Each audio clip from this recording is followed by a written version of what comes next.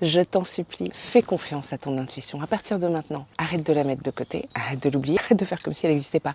Fais juste confiance à ton intuition. C'est un message à moi-même, c'est un message à toi aussi qui regarde cette vidéo parce que je suis intimement persuadée que la vie fonctionne comme ça en fait.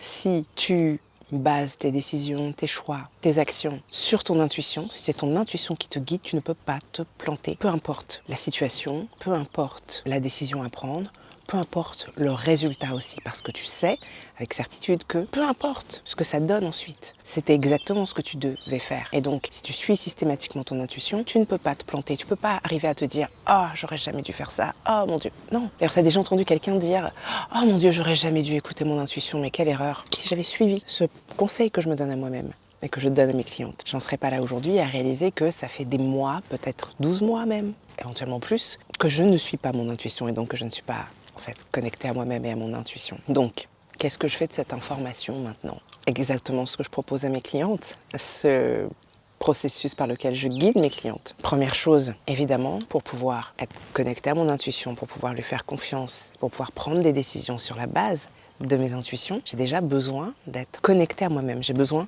d'espace-temps pour être connectée à moi-même en fait, tout bêtement. Cet espace-temps, maintenant, je le prends, ou plutôt je le reprends. Je dois reconnaître que ces derniers mois, j'ai pas forcément suffisamment pris cet espace-temps. Et quand je parle d'espace-temps, ça n'a pas besoin de prendre des heures. Je sais que je suis à mon compte et je fais ce que je veux de mes horaires.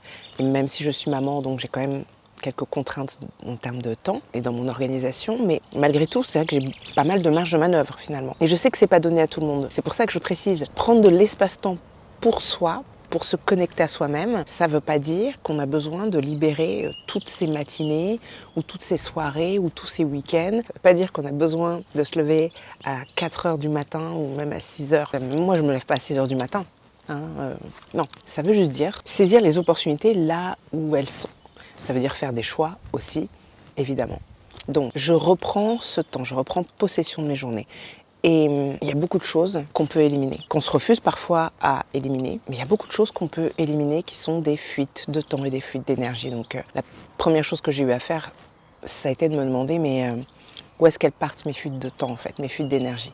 Il y a des moments, des tas de moments dans mes journées où en fait je fais des activités vides de sens sans même m'en rendre compte. Et pour beaucoup, c'est au niveau des réseaux sociaux que ça pose problème parce que la limite est fine entre j'utilise pour mon travail et j'utilise pour le perso et je me retrouve à ne pas avoir vu passer je ne sais combien de minutes, si ce n'est 1 heure de mon temps. J'ai dû revoir mon sens des priorités et l'ordre dans lequel je faisais les choses. C'est juste la base pour libérer le temps qui est nécessaire. Et ensuite, qu'est-ce que je fais de ce temps? Alors, il y a 2 axes. Le premier axe, c'est toujours celui que je recommande parce que c'est ce qu'il y a de plus simple et ça consiste tout simplement à mettre en place certaines pratiques qui vont venir soutenir cette connexion à soi-même, qui vont favoriser la connexion à soi-même. Et ça va être des choses qui doivent être personnalisées. On ne peut pas copier-coller ce que font les autres. Ceci dit, il y a des choses que je recommande toujours. Je recommande toujours la méditation. Quelle que soit sa forme, il y a des tas de façons de méditer. C'est gratuit. J'ai des méditations guidées sur l'application Insight Timer. Si vous voulez aller jeter un œil, si vous voulez vous mettre à la méditation que vous n'avez jamais fait, vous pouvez suivre des méditations guidées. C'est simple. Il y en a pour tous les goûts. Il y a vraiment tout un tas de différentes façons de méditer. Et voilà, certaines personnes vont dire qu'elles ne se sentent pas bien, ça crée de l'anxiété quand elles font de la méditation. Et je pense que pour beaucoup, c'est parce qu'elles ont une vision très précise de la méditation. Et en réalité, on n'a pas besoin de fermer les yeux, d'être dans le noir complet ou dans le silence absolu et de suivre sa respiration ou d'être connecté à son corps et de ressentir tout ce qui se passe. Ça, c'est une façon de faire, mais il y en a des tas d'autres. On peut méditer en marchant, on peut méditer les yeux ouverts. Il y a des tas de façons de méditer. Mais la pratique de la méditation a l'avantage de nous pousser à ne pas être en train de faire, à ne pas être en train d'agir. Et c'est important pour beaucoup des femmes que j'accompagne et pour moi-même parce qu'on est souvent poussé par la pression à faire des choses, faire, toujours en faire plus.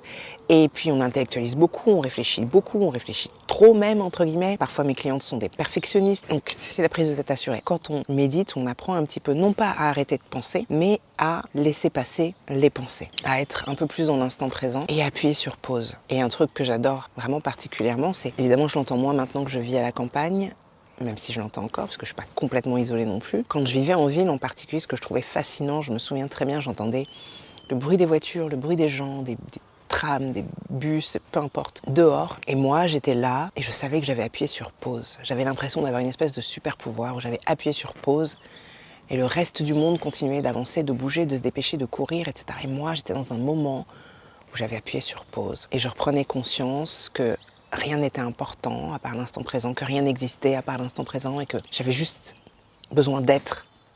Et c'est tout. Après, c'est comme le sport, la méditation. Plus on médite et plus on s'apaise et plus on est apaisé. Si on médite par exemple 1 heure par jour, ce que je ne fais pas, je médite moins que ça, mais admettons qu'on médite 1 heure par jour, on n'est pas juste calme pendant cette heure de méditation, c'est pendant aussi les 23 autres heures de la journée qu'on emmène ce calme avec nous. Mais c'est comme faire des abdos. C'est pas en faisant juste une fois qu'on va avoir les effets sur les autres heures de la journée. C'est à force de faire et de faire et de faire et de refaire, etc., etc. Je crois que ça fait 10 ans que je médite. Je ne sais plus combien d'années que je propose des méditations guidées. C'est un outil fabuleux. Et donc oui, c'est la base, selon moi, de trouver un moyen, une pratique méditative qui permette de se recentrer sur ce qui est vraiment important et de s'apaiser. Une autre chose que je recommande toujours à tout le monde, c'est, et ce qui est bien, c'est qu'avec beaucoup de ces choses-là, on peut faire d'une pierre deux coups. La connexion à la nature, dans la mesure du possible, trouver un moyen régulièrement d'aller se promener, que ce soit dans un parc, dans une forêt, peu importe, d'être au contact de la nature si on peut, ne serait-ce que d'observer un arbre par sa fenêtre ou un arbre en bas de son immeuble et l'observer au fil des saisons, ne serait-ce que ça, c'est déjà une petite chose. Ou d'avoir des plantes chez soi et d'être en connexion avec elles, c'est déjà une petite chose. Mais être dans la nature, évidemment, c'est encore mieux. Troisième chose que je recommande beaucoup aussi, évidemment, c'est d'avoir une forme de mouvement. Alors ce qui est bien, c'est que le mouvement, on peut le faire dans la nature, par exemple. Vous pouvez courir, vous pouvez faire des étirements, vous pouvez faire des tas de choses dans la nature. Et vous faites d'une pierre deux coups. Vous êtes dans la nature et vous faites un peu de mouvement, quel qu'il soit.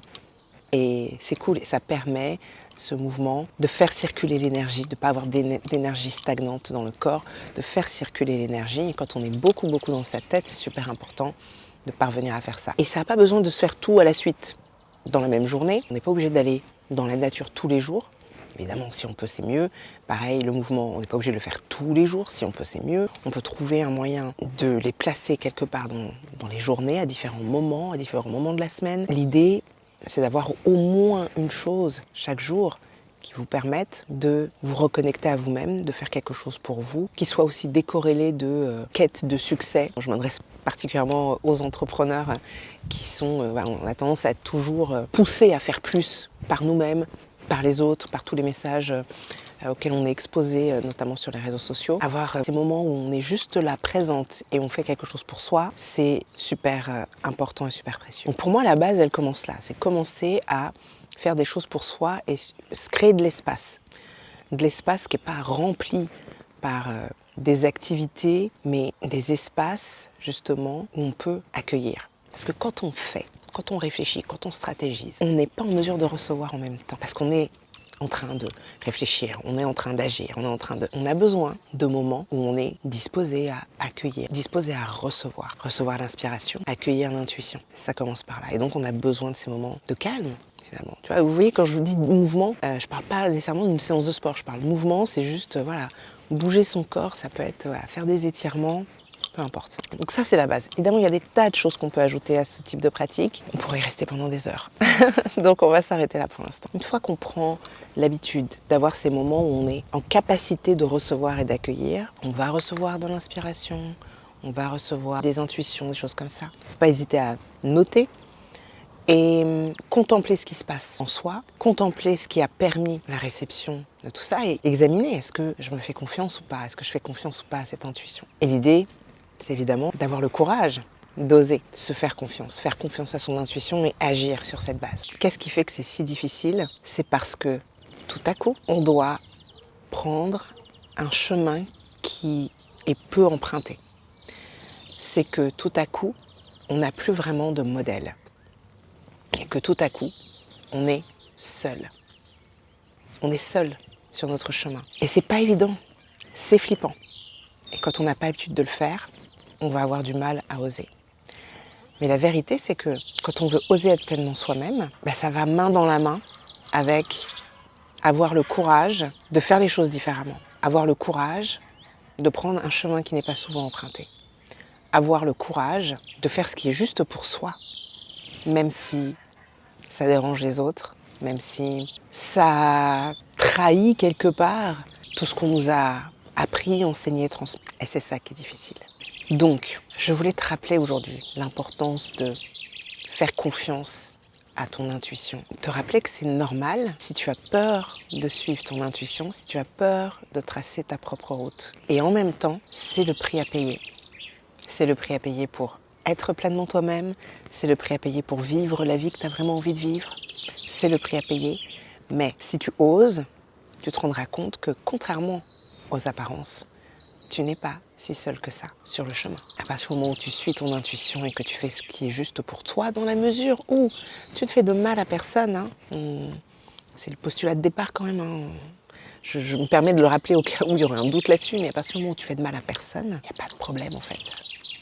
Tu ne risques rien, si ce n'est de vivre enfin une vie qui te fait vibrer, qui te correspond, qui est alignée. Moi, je trouve que ça en vaut la peine. Allez, sur ces bonnes paroles, je vais te laisser réfléchir à ce que tu pourrais mettre en place dans ta vie pour te créer des espaces de connexion à toi-même et à ton intuition. Et te demander qu'est-ce que tu es prête à faire vraiment pour oser être pleinement toi-même. Qu'est-ce que tu es prête à faire pour oser vivre la vie que tu as envie de vivre.